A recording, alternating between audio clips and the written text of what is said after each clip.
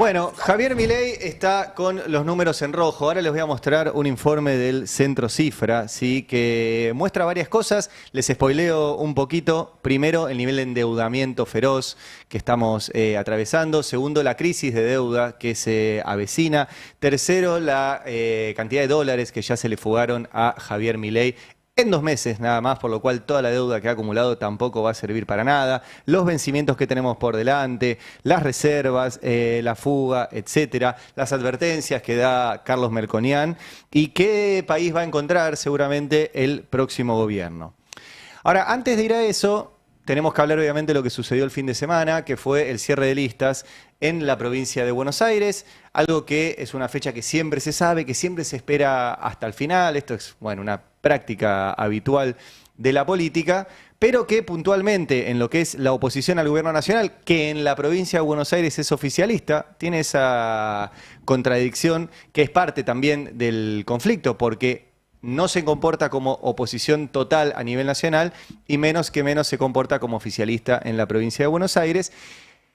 Llegó bastante en silencio en las últimas semanas lo que se conocía como la interna, que había tenido momentos de explosión pública realmente grandes y que realmente volvían a alejar muchísimo al peronismo de su electorado, muchísimo al peronismo de una sociedad que ya no quiere ver más, entiendo yo, ese tipo de relaciones, sino que quiere un gobierno que le solucione más o menos su vida. Cuando termine este gobierno, en 2027, la sociedad argentina va a llevar 12 años seguidos. 12 años seguidos de gobiernos que le empeoran los salarios, donde baja el empleo, donde baja la industria, donde baja el mercado interno, donde sube la deuda. 12 años seguidos vamos a llevar en 2027 cuando termine el gobierno de Javier Milei. Entonces, la gran pregunta es, ¿qué alternativa va a haber frente a eso? Bueno, el peronismo, este fin de semana, que quiere, y realmente en términos electorales es tal vez el único que podría llegar a ser una alternativa, volvió a mostrarse ante la sociedad como un espacio que no logra ni siquiera armar una lista para una elección provincial en paz. Una lista donde hay un montonazo de cargos para repartir en esa lista, 135 municipios, 8 secciones electorales, legislatura, diputados, hay de todo. Y aún así, otra vez más, la imagen que dan para afuera es de una unidad ficticia, de una unidad que finalmente lo que ve una sociedad es que se están, es un cliché, pero es así, peleando por los cargos. Eso tiene una explicación, yo no soy ajeno a la explicación. Yo entiendo que tanto los intendentes como el gobernador desean, quieren, necesitan, y está bien que así sea, que en el caso de los intendentes, sus consejos deliberantes, y en el caso del gobernador, su legislatura, prime el oficialismo. Yo creo que es un planteo entendible. ¿Por qué este planteo es entendible? Y porque dentro del peronismo, en la provincia de Buenos Aires, hay sectores del peronismo que una vez que acceden a esos lugares, no son oficialistas de los intendentes o del gobernador, y terminan con estrategias políticas que no son las de su oficialismo. Entonces, los intendentes de gobernador dicen, bueno, yo quiero tener mi oficialismo en los lugares donde se deciden cosas tan importantes como el presupuesto o tan importantes como si sigue o no sigue en el cargo. Esa discusión terminó en un desdoblamiento en la provincia de Buenos Aires, que ya está, que ya va a ser, que es al pedo seguir discutiendo esa cuestión, y que el peronismo, en vez de volver a mostrarse, dijo, bueno, ya está, ya esa discusión pasó. Vamos a ordenar las listas y a ganar la elección en la provincia de Buenos Aires, volvió a mostrar que va a ir con una lista unificada, pero que por ahora esa unidad es ficticia. Los que estuvimos más o menos al tanto de lo que fue el sábado a la noche, hubo momentos incluso que esa unidad ficticia casi que no se daba, que estuvo en riesgo. Y la verdad que por lo que se viene, y quería arrancar por eso, porque los números de lo que se viene son preocupantes. Los números de lo que se viene son preocupantes.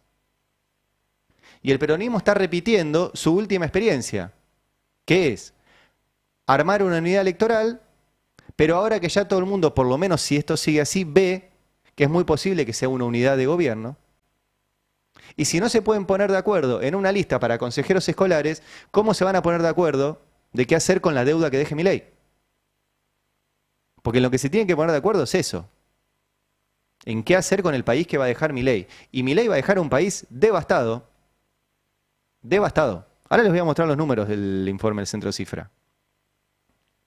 Pero si la imagen que dan hacia afuera es un sábado de la noche, en la previa del Día del Amigo, estamos tirando tweets por un consejero escolar en un municipio de la provincia de Buenos Aires, es muy difícil que una sociedad que, repito, va a terminar el gobierno de Milei con peores salarios, con más desocupación, con industria destrozada, con los comercios que cierran, con los jubilados que no pueden comprar medicamentos, con los niños que no pueden ir al hospital. O sea, va a ser una sociedad muy, muy agredida y que va a necesitar o va a buscar una alternativa a esto. La sociedad argentina va a buscar una alternativa a Milei. Seguro, seguro. No hay gobierno que haya bajado los salarios que repita, que gane las presidenciales. Estas son de medio término, es otro partido. En 2027 la sociedad argentina va a buscar una alternativa a Milei. Pero la va a buscar en un lugar donde le propongan algo. Y donde se vea que hay una unidad para llevar adelante una reconstrucción después de 12 años para abajo. 12 años, posta que es un montón de tiempo. 2015-2027 van a ser 12 años para abajo. ¿Cuál va a ser la alternativa a eso? ¿Cuál va a ser? Bueno, ese creo yo fue un breve resumen, brevísimo. Ahora en un rato lo vamos a volver a analizar con Beldic, lo vamos a hablar en el pase, pero estuvo en riesgo realmente la lista unificada en la provincia de Buenos Aires. Y de hecho, hasta las 2 de la tarde todavía no están las listas completas. Porque se cortó la luz, porque concreto es que no estaban las listas, podrían haber estado el viernes. Digo, el plazo está, ya se sabe, siempre hasta el último momento hay detalles.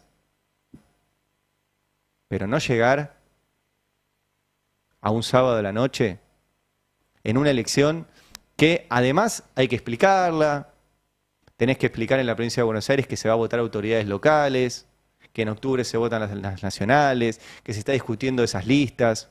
Bueno, ahí creo yo que va a tener un desafío el peronismo, si es que quiere ser la alternativa en 2027.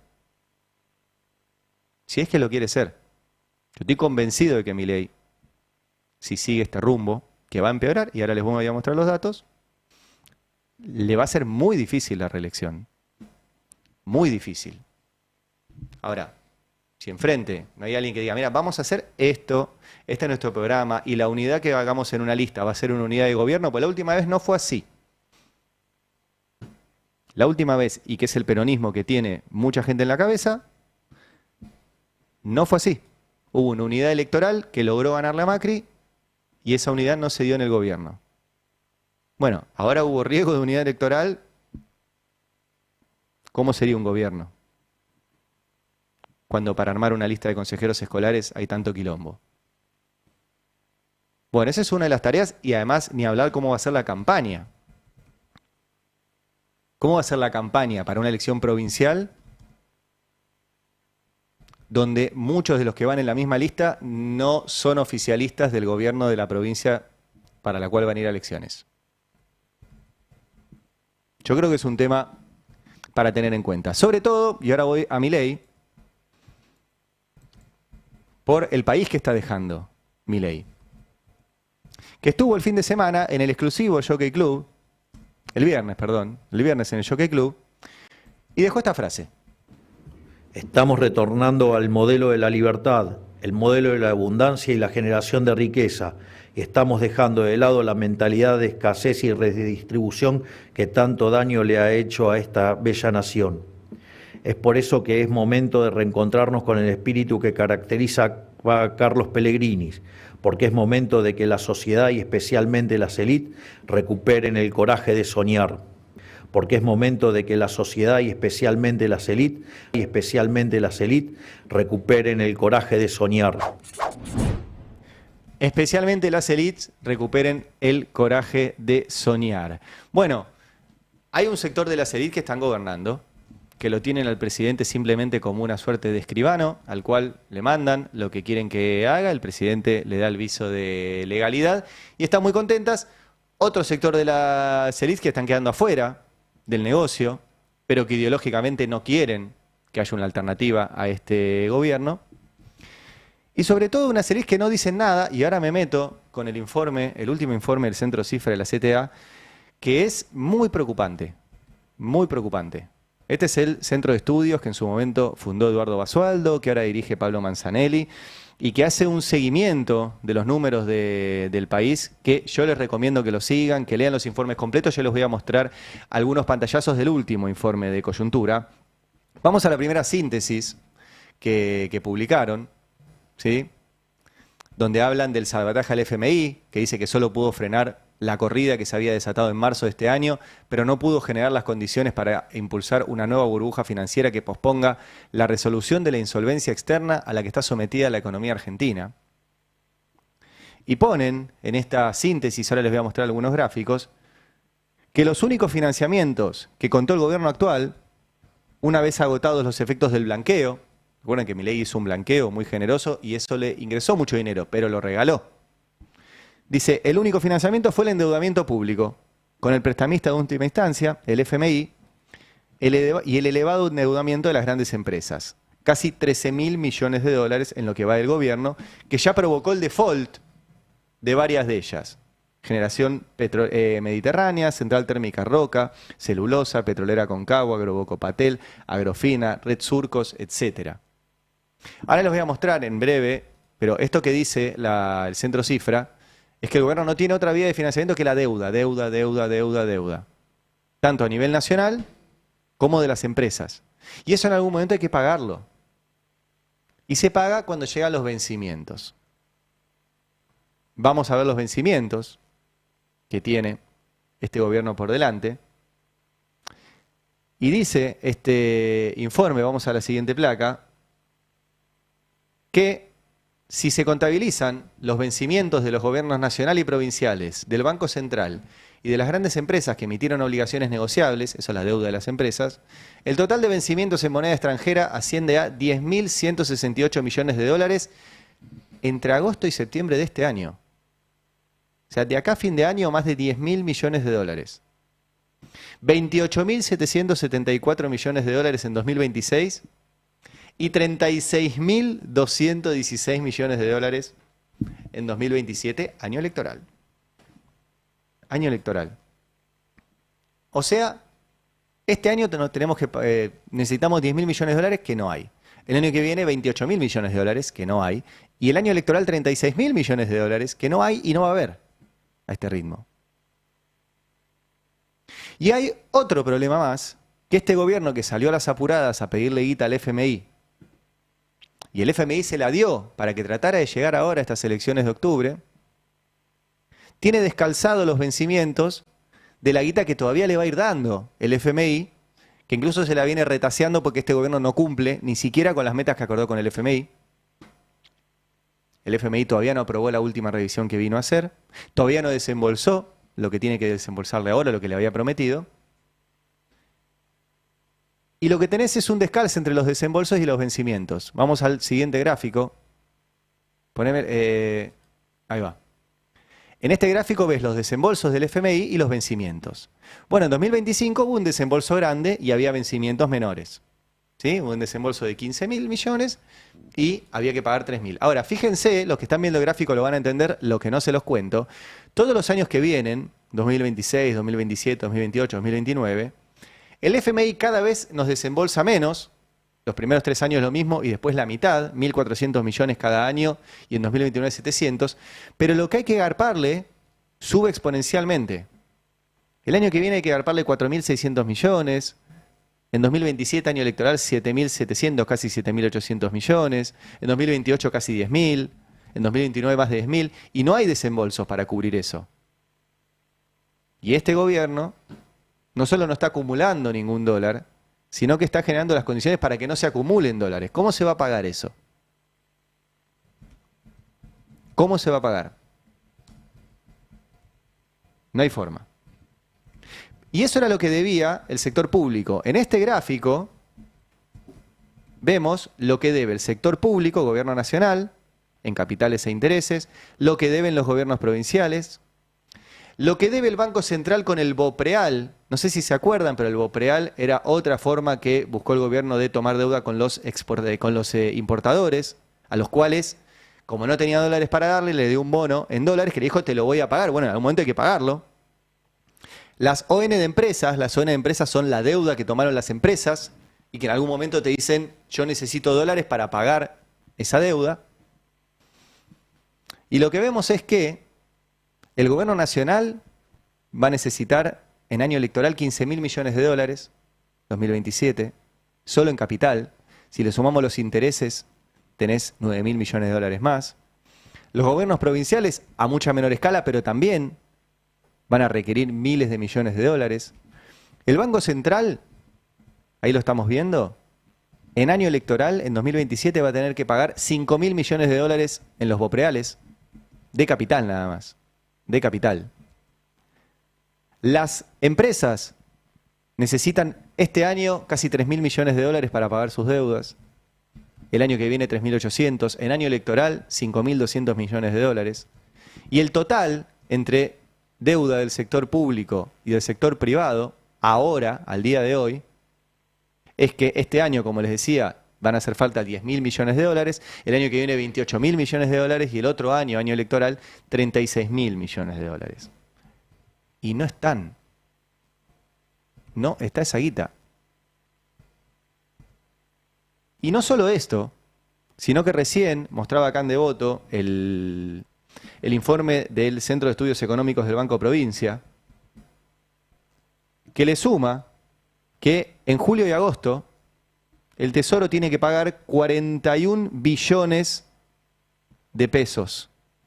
41 billones de pesos. Esto es el 5% del PBI. ¿De dónde lo van a sacar?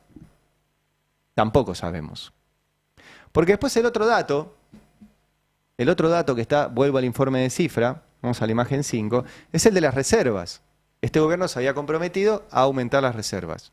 Las aumentó con la guita del FMI. Pero ni así. Ni así. Vamos a mostrar el gráfico de reservas para que vean. Acá tienen el gráfico de las reservas brutas, que venían en baja, como ven, hasta que llegó la inyección del FMI. Y después bajó un poquito, subió un poquito. Estamos más o menos en las brutas como nos dejó el FMI.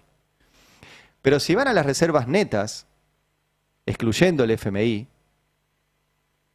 estamos en rojo. Ahí hicimos zoom, reservas netas menos 5.300 y menos 9.575. Volveme al anterior, por favor, así leo la referencia. Una excluye el FMI y otra excluye la deuda a corto plazo. Ahí está. Excluyendo el FMI son menos 5.365 millones de dólares. Y viene bajando, como verán en el gráfico, ahora sí, haceme el zoom por favor a los últimos meses.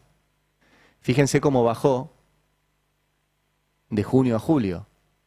¿Qué pasó ahí? Bueno, se fugó esa guita. Vamos al siguiente gráfico de cifra que muestra la salida de estos capitales. Miren lo que es el numerito. Esto es una serie larga que arranca en 2003, ¿sí? Donde sube, baja. En general entran capitales durante... Es curioso este gráfico porque entran capitales durante los gobiernos peronistas, se van durante los gobiernos de derecha, vuelven a entrar durante los gobiernos peronistas, se vuelven a ir durante los gobiernos de derecha. Pero el problema son los gobiernos peronistas. Y acá lo que te muestra, y es el dato preocupante de las últimas horas, es que si se suma la salida neta de abril y mayo, abril y mayo,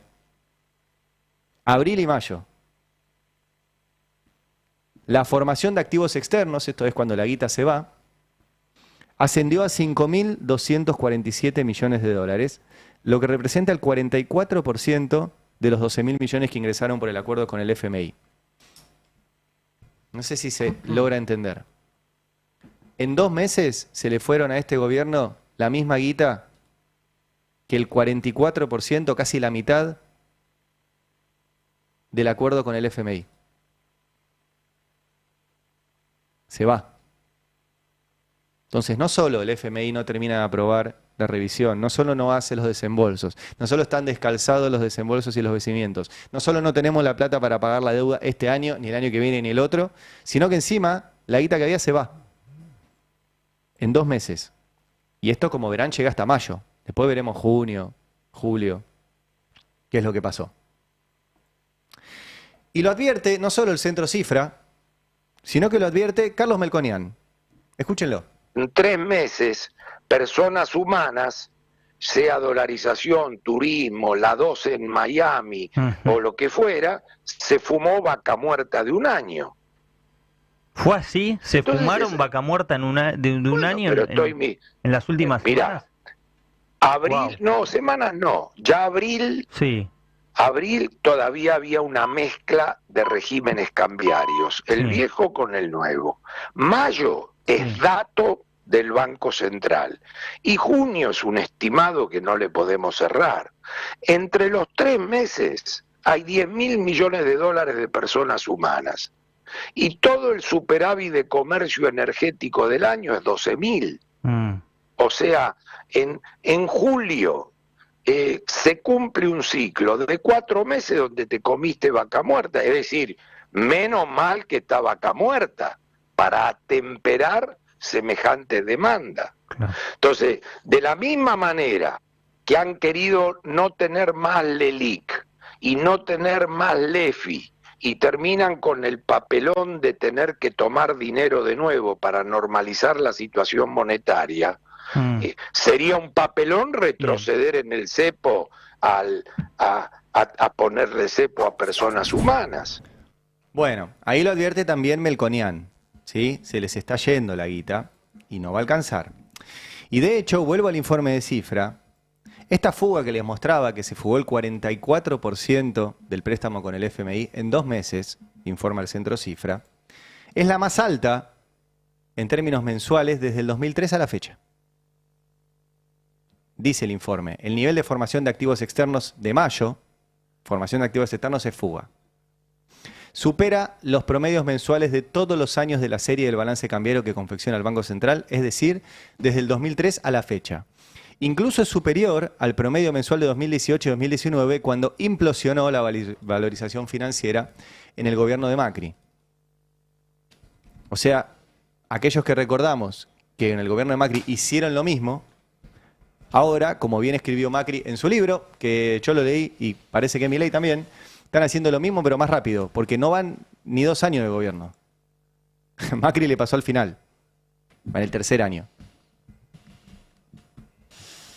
Y esto que recién decía Melconian también está explicado en el déficit de la cuenta corriente en este informe de Cifra, que para que lo vean, esta es la cuenta corriente y la cuenta financiera del balance cambiario. Básicamente lo que van a ver al final es un gráfico que ya mostramos varias veces en distintas variables, que es lo que está perdiendo el gobierno en la cuenta corriente. Y lo que dice, se los voy a leer, es, durante el 2024 se constató un primer semestre superavitario, ¿sí? Ahí están viendo en el gráfico. El segundo semestre, en cambio, exhibió un déficit mensual de 1.200 millones de dólares y en los primeros 5 meses de 2025, ahora, donde estamos, el desbalance alcanza a 961 millones de dólares en el marco del déficit de turismo y a pesar de la buena liquidación de la cosecha de abril y mayo. Este último periodo, la cuenta financiera hubiera sido negativa también si no hubiera ingresado el desembolso del FMI. Si ven al final, se ve la cuenta financiera que da positivo, pero sin el desembolso del FMI también hubiera dado negativo. O sea que fue un salvavidas. Por eso quería mostrar todos estos datos, y vuelvo un segundo al fin de semana, a las listas, a qué hace el peronismo. Es, ¿qué va a hacer el peronismo con esto? Porque este país es inviable con este nivel de deuda. Inviable. No hay forma. O sea, no está esa plata. No está, no va a estar, no hay forma. Y de verdad, si es un quilombo que no logran ni siquiera resolverlo a tiempo, las listas de consejeros escolares, ¿cómo pretenden que la sociedad crea que van a ponerse de acuerdo para resolver esto que va a dejar Milei? Que es terrible, ¿eh? Es terrible. Terrible. Y quiero cerrar con un dato que también está vinculado a esto, porque ustedes saben que hemos seguido mucho el peor juicio que tiene la Argentina. Después tendremos otros por toda esta deuda que está acumulando Milei y todo esto. Pero el peor juicio que tenemos es el juicio por la reestatización de YPF, gracias a lo cual este gobierno está a flote. Sería bueno cada vez que escriben sobre esto, decir que esta balanza que sostiene Vaca Muerta existe gracias a esta decisión de reestatizar YPF. Si no, no existiría. Punto 1. Pero bueno, lo cierto es que la Argentina tiene una condena en Nueva York por 16.000 millones de dólares y tuvo además un intento de quedarse el fondo buitre Burford que tiene esta causa con las acciones de YPF. Yo ya lo dije muchas veces y publiqué una nota el fin de semana de que hay negociaciones por abajo de la mesa, hay negociaciones por fuera del expediente judicial, porque si no, no se entiende muchas cosas. Por ejemplo, que la jueza Presca tome 2 decisiones incumplibles. No hay 16.000 millones de dólares en la Argentina para pagarles. No hay nada que valga eso, además. Y las acciones de YPF tampoco se pueden entregar sin pasar por el Congreso. Entonces, ¿por qué la jueza Presca toma 2 decisiones incumplibles? Yo creo que para simular o presionar a un gobierno para que diga, bueno, entonces tengo que negociar algo, porque yo le tengo que pagar, ya tengo una sentencia en contra. Y haya un win-win, que el gobierno negocie un pago menor a los 16.000 millones de dólares, pero extraordinario al fin. Cualquier cosa que se pague es un montón. La Argentina tiene que pagar 0. Cualquier cosa que se pague es un montón. Entonces, el gobierno va a vender que pagó menos y el fondo buitre Burford le va a vender a sus accionistas, vieron que finalmente cobramos algo. Y en esta discusión de que hay una negociación por detrás, hay un personaje interesante, yo lo detallo en la nota, que se llama Gerardo Jerry Mato, que era el capo del HSBC para América, ahora es el encargado del fondo buitre Burford de negociar con el gobierno argentino, que en septiembre del 2023, cuando Milei todavía estaba en campaña, organizó una cena entre 2 emisarios de Javier Milei, Darío Epstein y Juan Napoli, y empresarios y banqueros y gente del mundo financiero en Estados Unidos, que, dicen algunas crónicas periodísticas, fue Macri cuando se llevaban bien el que los puso en contacto para que este tipo buscara financiamiento para la campaña de Milei, que efectivamente, esto ya es reconstrucción mía, se presenta en Wall Street como el que negocia de parte de Burford con el gobierno argentino. Este hombre es argentino. Y recuerden que la semana pasada hubo una reestructuración curiosa anunciada por el gobierno en la Procuración del Tesoro, que es el organismo que tiene los abogados del Estado. Y supuestamente la reestructuración es porque hubo filtraciones de cuál era la estrategia del gobierno argentino en este juicio, que es el juicio más importante que tiene el gobierno argentino. Y llama la atención, por ejemplo, que Milei contratara como abogado del Estado, digo contratara porque lo designó como procurador del Tesoro, el procurador del Tesoro es el abogado del Estado, a Santiago Castro Videla, que formaba parte de un estudio de abogados que trabaja para los fondos buitre. ¿Por qué contratás como jefe de los abogados del Estado a un tipo cuyo estudio de abogados trabajó para los fondos buitre? ¿Por qué? Bueno, y en este tren de filtraciones estaban las 2 entrevistas que había mencionado. La entrevista con Chiche Helblum, ¿la tenemos? Y la entrevista con Luis Majul. Que fueron 2 datos que dio el propio presidente sobre qué quería hacer con el juicio de YPF. Es el propio presidente el que filtra la información. Por ejemplo, a Majul, a los poquitos días de asumir, esto es diciembre del 2023, acababa de asumir Milei, y ya le decía esto. Hablando Kicillof, a partir del 10 de enero vamos a tener que empezar a pagar, por una decisión judicial, los 16.000 millones de dólares por el juicio contra YPF. ¿Qué decisión va a tomar o tomó el gobierno, el Poder Ejecutivo, sobre esto? Bueno, nosotros, acá hay un problema porque la plata no la tenemos. No tenemos 16.000 millones de dólares para pagar, esa es la realidad. Pero sí tenemos el willing to pay, ¿no? La voluntad de pagar. Nosotros lo que vamos a hacer, que que es una idea, esta es una de las ideas que estamos trabajando, es crear la tasa Kichilov, es decir, pagarle a este fondo con un perpetuo, con un bono perpetuo, con algo que se llama la tasa Kichilov. Y que los argentinos tengamos que pagar todos los años una determinada cantidad de dólares gracias al error monstruoso que cometió Kichilov. Primer archivo, dice el presidente, apenas asume, tenemos willing to pay. Ganas de pagar. Presten atención, tenemos ganas de pagar. Poquito antes, en campaña con Chiche Helblum, ¿qué decía de YPF? Con YPF. YPF primero la tenés que racionalizar y después se vende. ¿Se vende YPF? Sí, ¿Con claro. vaca muerta? Sí. ¿Vendés vaca muerta? Sí, ¿cuál es el problema? No sé, te pregunto, ¿qué sé yo? ¿Podés vender vaca muerta? Sí. Es un recurso de la provincia también. Bueno, digamos, le busca la forma de privatizarlo. ¿Cuál es el problema? La vaca muerta tenés... Milei con Majul y Milei con Chiche. Diciendo lo que quería hacer, que tenía ganas de pagar y de vender YPF. Entonces, ¿qué es lo que encontré ahora? Y que les voy a mostrar y que les pido que vengan. Lo publicó el colega, le voy a dar el crédito a Sebastián Catalano en Infobae, y después yo fui a buscar el archivo donde esto figura, que es que Burford, el fondo buitre, tuvo el Investors Day, el día de sus inversores. Ahora, el 3 de abril, el Investor Day, donde Burford le dice a sus inversores lo bien que están. Este es el fondo buitre que tiene el juicio YPF. Y en la presentación, tiene como 130 páginas, pero ¿qué les mostré yo recién? A Milei con Majul, diciendo que tienen willing to pay, y a Milei con Chiche Helblum, diciendo que hay que venderla. ¿Qué dice Burford a sus inversionistas? Vamos a mostrarle otra placa. Ahí está.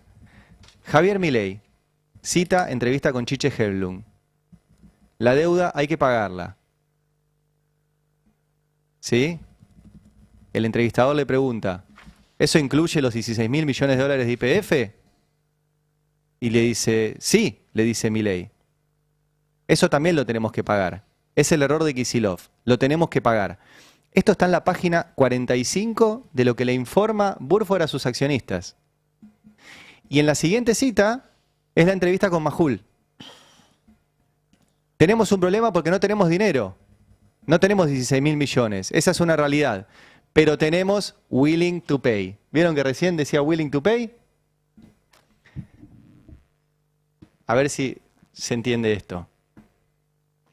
Milei habla y favorece a los fondos buitre, y los fondos buitre le cuentan a sus accionistas que cada vez que Milei habla, les da la razón. Y se los muestra en el informe que les da el Día de los Inversores. ¿Es posible que Milei se equivoque tanto, siempre a favor del mismo? Porque recuerden, Milei es el presidente de la Argentina, y la Argentina como país dice, no hay que pagar un mango. La Argentina como país dice en el juicio YPF, no hay que pagar un mango, ni un dólar, ni un peso, nada. Y el presidente de la Argentina dice públicamente que hay que pagar. Y recibe el gobierno de la Argentina al enviado de Burford, a Gerardo Mato, que estuvo en octubre del año pasado en la Casa Rosada, 2 horas. Y los buitres agarran las declaraciones de Milei y las celebran y las ponen en su informe para sus inversores y le dicen a sus inversores, miren, el presidente de la Argentina quiere pagar. ¿Sí? Y dicen, el proceso de YPF va a ser ruidoso, pero tenemos algunas cosas positivas. Las declaraciones de Milei y después pone los datos económicos de la Argentina. La reducción del déficit, la reducción de la inflación y la reducción del riesgo país. ¿Qué significa que pongan eso? Y las textuales del presidente. Que tienen un presidente que les quiere pagar y que está dispuesto a que todo el país se muera de hambre para pagarles a ellos.